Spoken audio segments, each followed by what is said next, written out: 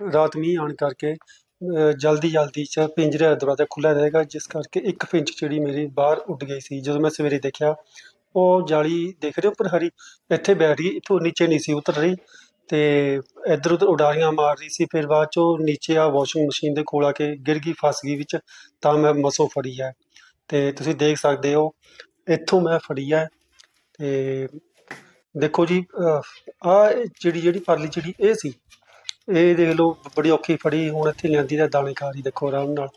ਇੱਕ ਵਾਰ ਤਾਂ ਮੈਨੂੰ ਲੱਗਿਆ ਵੀ ਮਤਲਬ ਉੱਡ ਜਾਏਗੀ, ਫੜ ਨਹੀਂ ਹੋਣੀ, ਉਡਾਰੀਆਂ ਬਹੁਤ ਮਾਰ ਰਹੀ ਸੀ, ਹੱਥ ਨਹੀਂ ਸੀ ਆ ਰਹੀ ਮੇਰੇ, ਨੀਚੇ ਨਹੀਂ ਸੀ ਉਤਰ ਰਹੀ, ਉੱਪਰ ਉੱਡ ਰਹੀ ਸੀ। ਇਹ ਸਭ ਤਾਂ ਹੋਇਆ, ਰਾਤ ਅਚਾਨਕ ਮੀਂਹ ਆ ਗਿਆ। ਮੀਂਹ ਆਉਣ ਕਰਕੇ ਮੈਂ ਫਟਾਫਟ ਪਿੰਜਰਾ ਢੱਕਿਆ, ਢੱਕ ਕੇ ਮੈਂ ਆ ਗਿਆ, ਅਤੇ ਪਿੰਜਰੇ ਦਾ ਦਰਵਾਜ਼ਾ ਖੁੱਲ੍ਹਾ ਰਹਿ ਗਿਆ।